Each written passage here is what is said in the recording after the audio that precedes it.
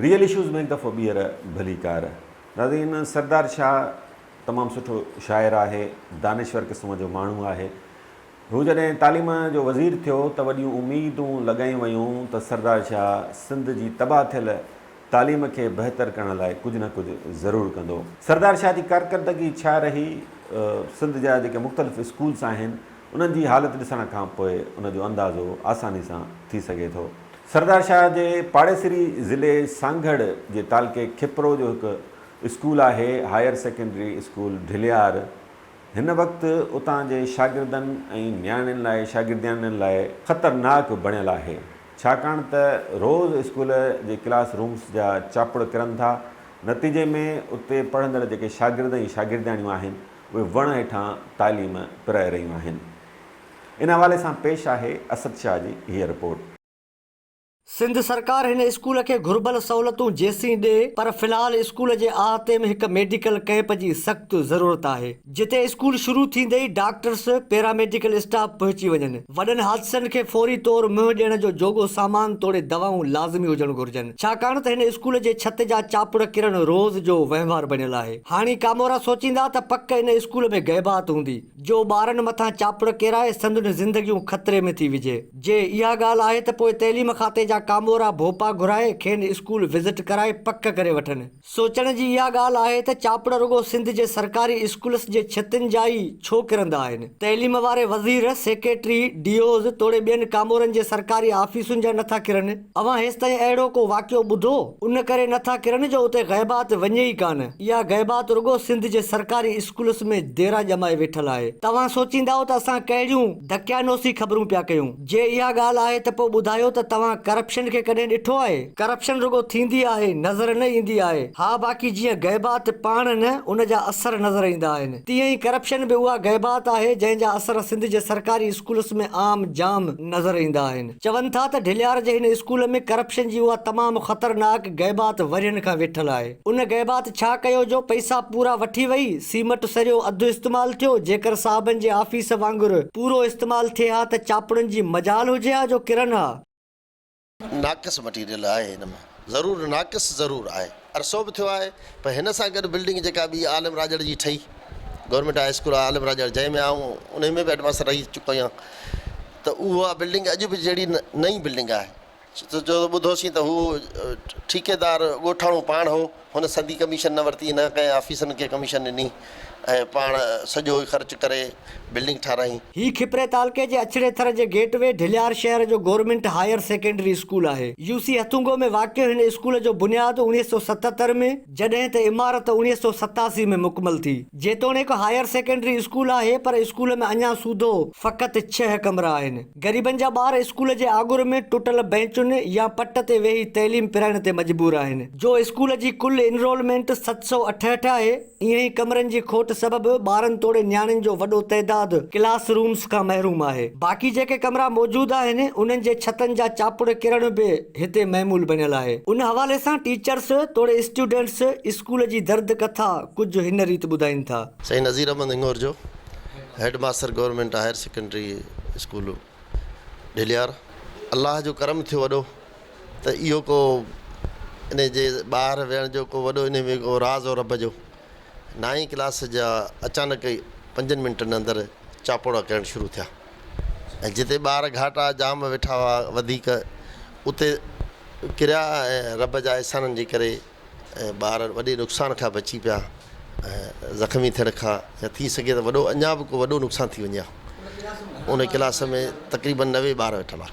कुझु वरी क्लास ॿियनि जा ॿार 8 जा 10 जा उहे बि डोड़ी ॿाहिरि निकिता, उहे ॿाहिरि कढिया, उन्हनि खे बि ॿाहिरि विहारियोसीं। त थोरी देरि खां पोइ ॿियनि क्लासनि जा बि थोरो थोरो चापोड़ा किरण शुरू थिया। 1987 खां पहिरीं मिडिल हलियो, वरी हाई स्कूल थी वियो upgradation. Building in high school हलंदो रहियो। हिन वक़्तु ही हायर सेकेंडरी थी चुको आहे। हायर सेकेंडरी जी बजट बि अची वई आहे, एसएनी अची वई आहे स्टाफ जी, पर बिल्डिंग न आई आहे।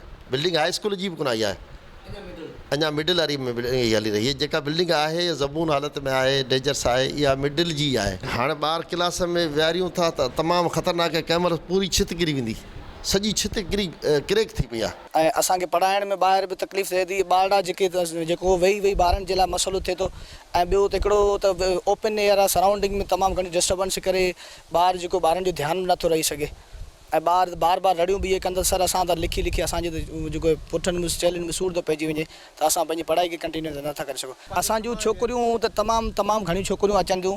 हाणे त मसइलो इहो छोकिरियुनि खे असां हेठि विहारूं त उन्हनि जा माइट बि उन्हनि जा एतिराज़ कंदा त असांजूं नियाणियुनि खे ॿाहिरि न विहारो, पर असांखे त मजबूरी आहे जो असां त अंदरि था विहारूं त उन्हनि जी ॿारनि जी लाइफ जो मसइलो आहे।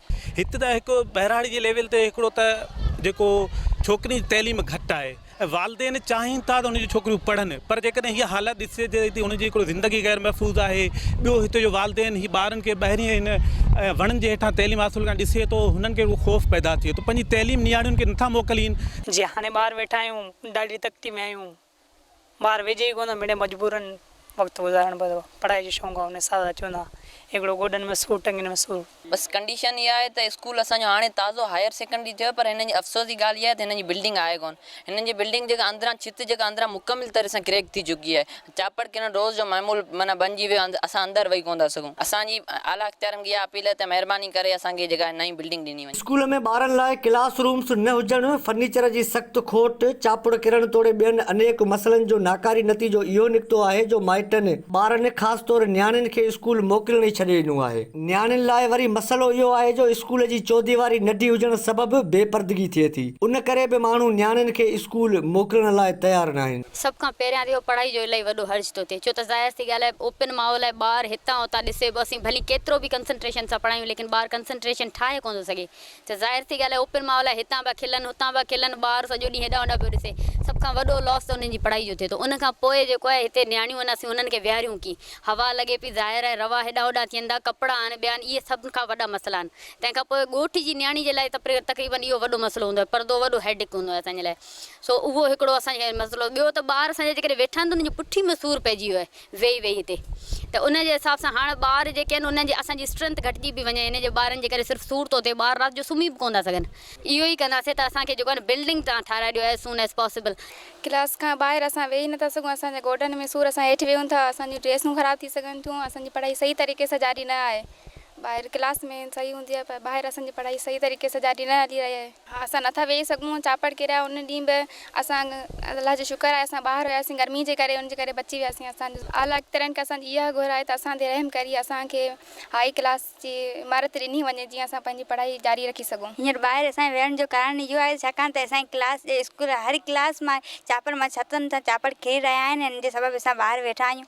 ॾाढो ख़ौफ़ थियो त जॾहिं त 9th क्लास में पहिरीं किरिया हुआ तॾहिं असां सभिनी जे आवाज़ ॿुधंदे एतिरो त शोर थियो, एतिरो शोर थियो, सभु ॿार उथी पिए बीह रहे, एतिरे क़दुरु शोर थियो। ऐं जॾहिं किरिया आहिनि तॾहिं 2-3 बेंचूं यकदमि मतिलबु भॻी पयूं आहिनि, एतिरे क़दुरु घरा हुआ त ॾाढो शोर थियो।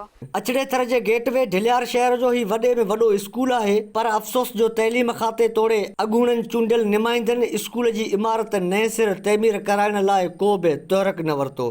स्कूल जे उस्तादनि शागिर्दनि तोड़े मक़ामी माण्हुनि जो पुरज़ोर मुतालबो आहे त हायर सेकेंडरी स्कूल ढिलियार जे इमारत खे फौरी तौर नए सिर तइमीर करायो वञे त जीअं हज़ारे ॿारनि जी तइलीम तबाह थियण खां बची पवे। कैमरामैन सां गॾु असद शाह, आवाज़ न्यूज़, खिप्रो। नाज़रीन, इन सां गॾु प्रोग्राम जो वक़्तु पुॼाणी ते पहुचे थो। मुंहिंजे कैमरामैन यासिर कुराई सां गॾु इरफान अली मुंहिंजो खे हैदराबाद मां ॾींदा इजाज़त। अला निगहबान।